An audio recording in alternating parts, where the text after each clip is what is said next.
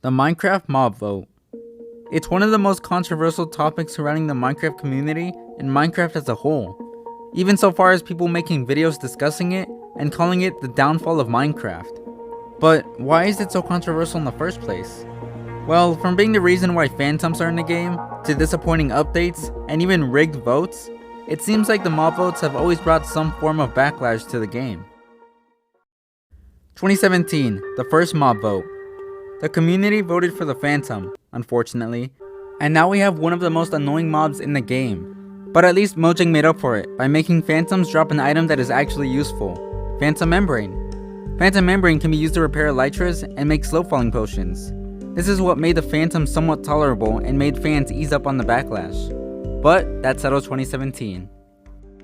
Now in 2018, Mojang did something different this time. Instead of voting for a mob, they gave the community the chance to vote for a biome update. The three options were the desert, taiga, and savanna.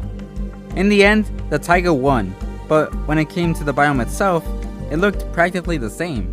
I mean, half the time you looked at it, you wouldn't even be able to tell that it was updated. So the update was somewhat disappointing to some fans. But fortunately for them, unlike the previous vote, the losing options wouldn't be scrapped. Instead, it would be added later on. So the fans thought, oh cool, let's just wait. And wait. And wait. And wait. And almost 7 years later, we still haven't gotten a single update on these updates. It's almost as if they were just forgotten somehow. In 2019, Mojang held another biome update. This time, the options were the mountains, badlands, and the swamp biome. And in the end, the mountains ended up winning, and for the most part, people were satisfied. But that all changed in 2020. The 2020 mob vote was a disaster. From some people calling it rigged, to others actually getting mad. I mean, come on guys, it's just a mob. Now in 2021, the LA won, which actually went pretty smooth. Now of course not everyone was satisfied, but when it comes to votes as big as these, you can't really make everyone happy. And now the most recent, 2022 mob vote, which was kind of bad. The voting went well for the most part, but that was only because the mobs in the vote didn't really do anything. The tough golem holds items, which could be cool I guess, and the rascal would give you an item if you found it 3 times, which could maybe be useful. And finally, the sniffer, a thought to be extinct mob that can find new seeds. It sounds like an obvious pick, right? Well, that's also what the community thought, until it won and was added, which is when we found out that the sniffer was actually useless, only digging up 2 new types of seeds that didn't even do anything. So if it's so useless, how did it win? Now this is where a theory sparked up. Are the mob votes rigged by Mojang themselves? Think about it. What was being developed around 2017 and 2018? The aquatic update. And what was the first option in the 2017 mob vote? The deep sea monster. Notice a connection? The second mob vote, 2020. What was being developed? The caves and cliffs update.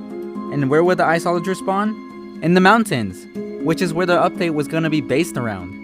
Now the third mob vote was around the same time as the new cave generation was being developed, and this one could go either way, with the glare telling the player where to place lights, or the copper golem to complement the new copper edition. But even in the most recent mob vote, what was the main update centered around? Archaeology and digging up new items. And what was the sniffer based around? I'll give you a hint. Archaeology and digging up new items.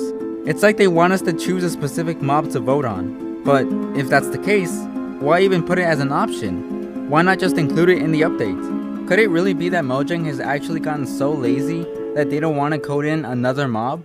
Or is this genius marketing? By adding a mob that relates to the big update, they don't have to code in another mob. They can just sneak it into the mob vote. I think this is the secret to the mob vote. Mojang can make 3 options available, sure, but when only 1 out of the 3 options can actually do something unique, it's pretty easy to know which mob is going to win, even before the mob vote even starts. This is what most people don't think about when they call the mob votes the death of Minecraft, because Minecraft is as strong as ever, and it's not losing players just because a mob was added or wasn't added. If anything, the mob vote was actually increasing Minecraft's popularity. Think about it, in 2017, the votes weren't anything near the amount of votes that they get nowadays, nor did it get the amount of discussion that it does now. The mob vote is not only to add a new mob or to get the community involved, it's to get Minecraft talked about more, which increases the game's popularity and increases the sales of Minecraft. But what do you think? Are the mob votes rigged from the start? Or is this just a crazy theory? Let me know in the comments below. And with all that being said, thanks for watching. By the way, this is my first topic discussion video, so if there's anything I said that could have been explained better, or you think some of my claims were wrong, or if you just have something to add on to this topic, just put it in the comments. And once again, thanks for watching.